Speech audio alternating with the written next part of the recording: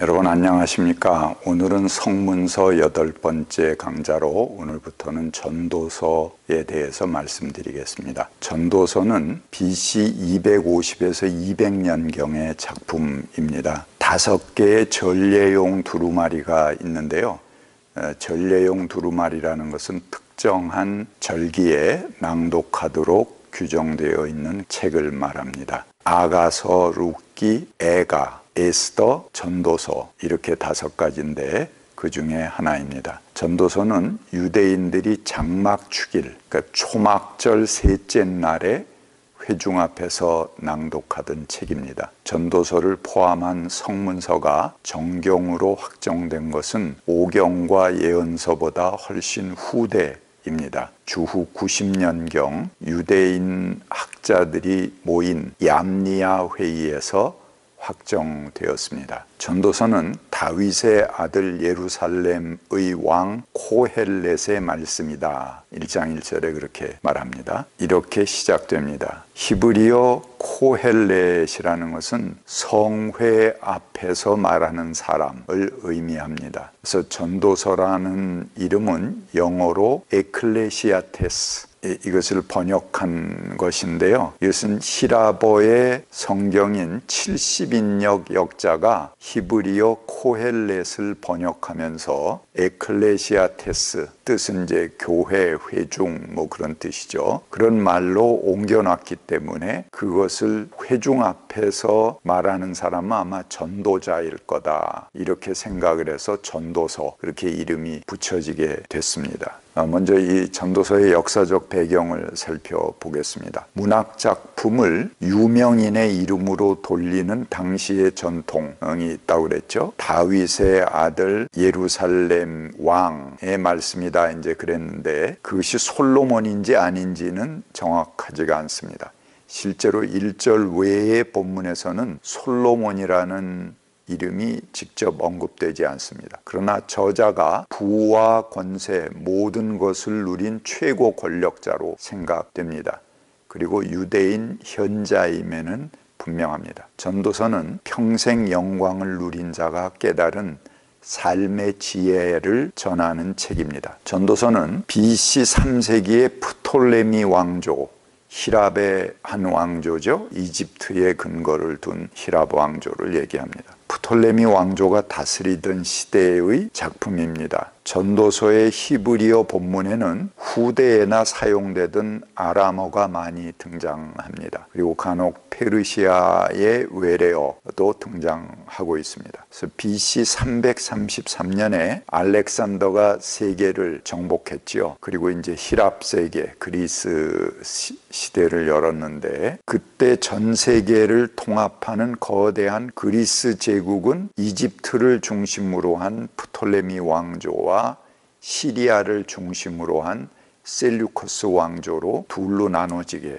되었습니다. 근데 이스라엘은 프톨레미 왕조의 통치 영역 안에 있었습니다. 당시에는 프톨레미 왕조는 관계 수로를 이용해서 농법을 아주 획기적으로 발전시켰습니다. 하늘만 보고 농사짓던 사람들이 물을 끌어서 수로를 통해서 항상 밭이나 논에 물을 댈 수 있게 만든 아주 획기적인 방법입니다. 당시로서는 아주 비약적인 생산력 발전을 가져온 발전의 계기였죠. 이렇게 되면서 여유 있는 농민 계층들이 많이 생기게 됐습니다. 이들은 후에 자신들의 여유 시간을 이용해서 자신의 신분 상승을 도모할 수 있는 그 최고의 지름길이 율법 연구였습니다. 어느 사회든지 교육이 그런 통로에 있지 않습니까? 당시 유대인들에겐 율법을 연구하는 전문가가 이 농민 출신들 중에서 나오게 되는 계기가 됩니다. 이들을 바리새인이라고 우리는 부릅니다. 왕조 또한 풍부한 세금을 거둘 수 있어서 풍요를 누리게 되었습니다. 제국은 늘어난 부로 더욱 정밀한 행정 조직과 지배 조직을 강화시킬 수 있었습니다. 전에 지방 향촌의 권력들은 중앙 권력, 그게 히랍이 됐든 페르시아가 됐든 로마가 됐든 전혀 영향을 받지 않을 수 있었습니다. 나름대로 그 향촌 사회는 누가 제국의 실력자가 되든 간에 그 지방의 마을은 그냥 그 지방의 마을의 어른들이 통치했던 토착 질서를 유지해 왔습니다. 그런데 이제 강력한 제국이 발생되고 생산력이 높아져서 이들의 경제적 부도 증가하게 되니까는 지방 촌락까지 히랍의 관리들을 임명하거나 아니면 자기들이 인사권을 행사하게 됩니다. 향촌 사회 구석구석까지 제국의 입김이 먹히게 됩니다. 지배구조의 강화는 그에 필요한 억압과 착취를 동반했습니다. 물질 만능의 풍조가 만연했고요. 억압과 불이 부패로 얼룩지는 현실 앞에서 이스라엘 백성은 한없이 절망할 수밖에 없었습니다. 그들의 실망으로 더욱더 회의적인 사상들이 만연하게 되었습니다. 이런 분위기가 그대로 전도서에 반영됩니다. 전도서 4장 1절부터 읽겠습니다. 나는 또 세상에서 벌어지는 온갖 억압을 보았다. 억눌리는 사람들이 눈물을 흘려도 그들을 위로하는 사람이 없다. 억누르는 사람들은 폭력을 휘두르는데 억눌리는 사람들을 위로하는 사람이 없다. 그래서 나는 아직 살아 숨쉬는 사람보다는 이미 숨이 넘어가 죽은 사람이 더 복되다고 말하였다. 그리고 이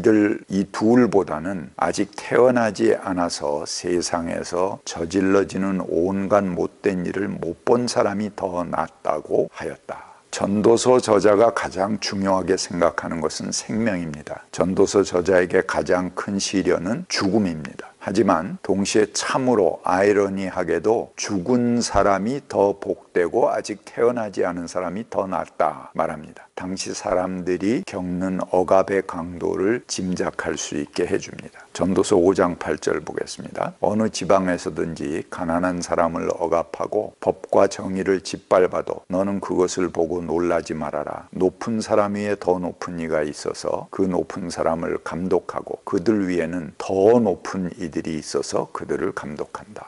층층이 이 계급체제가 치밀하게 그들을 옥죄고 있다 하는 것을 얘기해 주죠. 전도서 1장 2절 보겠습니다. 전도자가 말한다. 헛되고 헛되다. 헛되고 헛되다. 모든 것이 헛되다. 전도서에 계속 반복되는 말씀인데요. 그렇다고 그래서 전도서가 염세적인 허무주의를 얘기한다 이렇게 볼 수는 없습니다. 전도서 저자는 부와 명성, 영광과 권력, 인간이 삶에서 욕망하고 집착하는 것은 참으로 부질 없으니 그 허망한 것들을 추구하느라고 자신의 삶을 소진하지 말라고 권고하는 것입니다. 저자가 생각하기에 인간에게 참 좋은 것은 기쁘게 사는 것, 살면서 좋은 일 하는 것이다 말하고 있습니다. 나아가서 전도서 저자가 회중에게 전하고자 하는 궁극적 깨달음은 인간이 어떤 생각을 하고 어떤 내밀한 행동을 할지라도 하나님이 모든 것을 아시니 하나님을 두려워해라 하는 메시지입니다. 이 전도서를 당시의 사상사적 맥락에서 보자면 전혀 새로운 생각의 틀을 제시한 책이다 이렇게 볼 수 있겠습니다. 한국 교회에는 전도서에 관해서 몇 가지 오해를 하는 것들이 있습니다. 첫 번째, 제목이 그래서 그런지 전도서는 전도하기 위한 책이다 그런 그 오해입니다. 이 전도서라는 우리말은 그런 오해를 가져올 수 있는데요. 전도서를 가지고 누군가 전도하려는 사람은 아마 백발백중 실패하고 말 것입니다. 왜 그러냐 하면 그 주된 메시지가 헛되고 헛되다, 모든 것이 헛되다라는 성경 말씀입니다. 삶의 의미나 목적을 찾아서 교회로 발걸음을 옮기려는 사람도 아마 돌아서게 될 것입니다. 두 번째는 전도서는 깊은 허무주의에 관한 책이다 이렇게 보는 것입니다. 전도서가 헛되다 이렇게 하는 말은 허무주의와는 전혀 다른 철학적 기반에서 유래합니다. 저자는 인간이 살아가면서 목표로 세우고 몰두하게 되는 것들이 허무하다는 말이지 존재하고 행위하는 모든 것이 무의미하다. 근본적인 염세주의나 허무주의하고는 아주 판이하게 다른 책입니다. 그런 내용을 이제 앞으로 살펴보겠습니다. 전도서는 성서의 다른 책들과는 매우 다른 독특한 신학을 가졌습니다. 전도서 3장 15절 보겠습니다. 지금 있는 것, 이미 있던 것이고 앞으로 있을 것도 이미 있는 것이다. 하나님은 하신 일을 되풀이 하신다. 이 말씀을 바울 사도의 말과 한번 비교해 보겠습니다. 빌립보서 3장 12절에 내가 이것을 이미 얻은 것도 아니요 또 이미 목표점에 이른 것도 아닙니다. 내가 하는 일은 단 한 가지입니다. 곧 뒤에 있는 것을 잊어버리고 앞에 있는 것만 바라보고 그리스도 예수 안에서 하나님께서 위로부터 부르신 그 부르심의 상을 받으려고 목표를 향하여 달려가고 있습니다. 이 둘 사이에 확연한 차이가 있지 않습니까? 바울은 자신의 삶을 과거, 현재, 미래가 명확한 일직선상에 위치합니다. 앞으로 계속 달려가는 삶을 이야기합니다. 그러나 전도서는 시간의 흐름을 일직선으로 보지 않습니다. 이를 윤회적 역사관 이렇게 부를 수 있다고 생각합니다. 시간이 수레바퀴처럼 구르면 시작과 끝이 만나게 됩니다. 그리고 과거와 현재, 미래의 구분은 무의미해집니다. 반면에 전도서 외의 다른 성서들은 대개 그런 역사관을 가지고 있습니다. 그 과거, 현재, 미래가 명확하고 되돌릴 수 없다. 이를 직선적 역사관이다. 이렇게 부를 수 있겠습니다. 그리스도인들은 직선적인 역사관을 가지고 있습니다. 그리고 그 종착점은 새하늘과 새 땅입니다. 보라, 새 것이 되었도다 라는 선언과 하나님은 새 일을 일으키신다 하는 신앙이 다 있습니다. 종말, 마지막 하나님께서 다스리는 그 시대를 향해서 달려가는 것이 기독교의 역사관입니다. 그러나 유일하게 이 성서 66권 중에서 그것과 다른 역사관을 갖는 것이 전도서입니다. 딱 이